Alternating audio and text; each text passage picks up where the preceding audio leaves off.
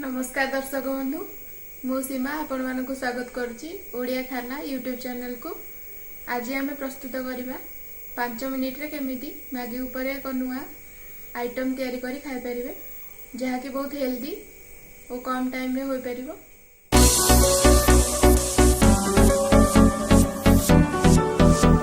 बनैबा Maggi omelette जहा पिला मानकु खाइबा को बहुत स्वादिया लागि थाए। मुझे आमलेट प्रस्तुत करने गोटे कटा पियाज नहीं आधा चामच लुण और 3 ରୁ 4टी गोलमरीच को गुंड कर नहीं चामचे हलदी गुंड नहीं गोटे कटा लंका और किछि पुदना पत्र को काटिकी नहीं मैगी 4टी नहीं सहित अंडा 3टी नहीं एवं कड़ाई को बसई नहीं कड़ाई गरम हो जाए आम से पानी गरम करना मैं अध ग्लास पानी नहीं पानी गरम हो जाए से आम कि तेल पकई नवा मैं अध चामच तेल पकई तेल पकई द्वारा मैगी गुड़िक बेसी लगिजनी गोटा गोटा हो बाहर पानी गरम होला से मैगी गुड़िक पकई नवा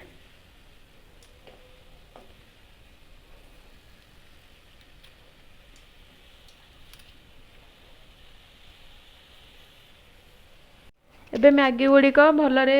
सिझापी ताकू एमती खेले नवा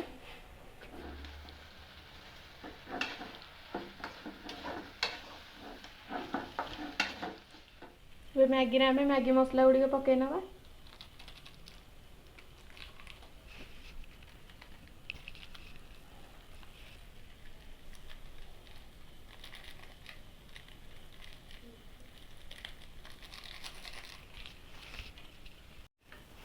एबे से टिके ना पानी दे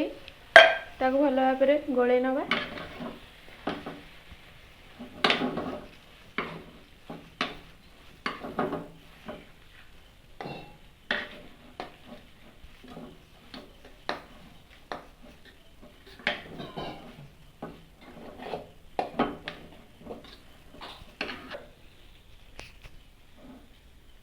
एबे हमर मैगी होई गलानी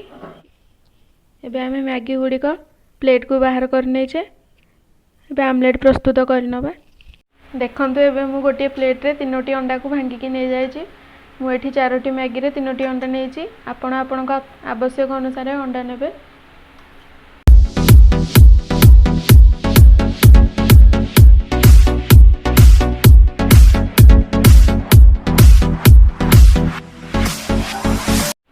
एबे आमे आमलेट प्रस्तुत करने तावा गरम कर नवा एबे तावा गरम हो जाए से चामचे तेल पकई नवा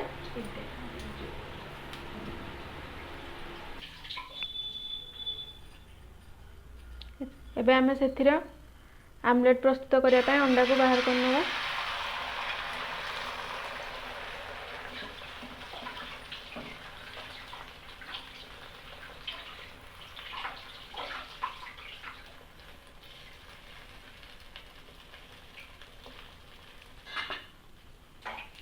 अंडार गोटे पाख भल भाव में सीझीगला आम से मैगी गुड़िक रखी नवा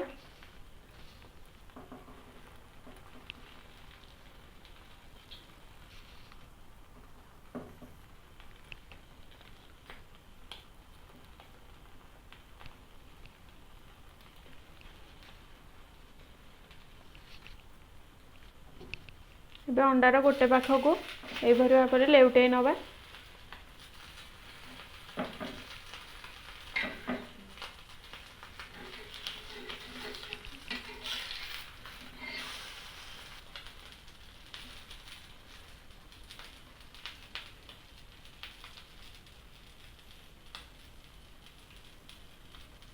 देखंतु एबे हमर आमलेट प्रस्तुत हो जाए या को आम एबे गोटे प्लेट को बाहर करनवा। देखंतु एबे हमर मैगी आमलेट बहुत सुंदर भाव में प्रस्तुत हो जाए।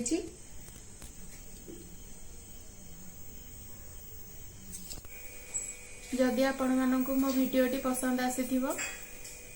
लाइक शेयर एंड सब्सक्राइब करिवे एहीपरि नुआ नुआ वीडियो रो अपडेट पाइबा पई पाखरि थिबा बेल आइकन को प्रेस करिवे।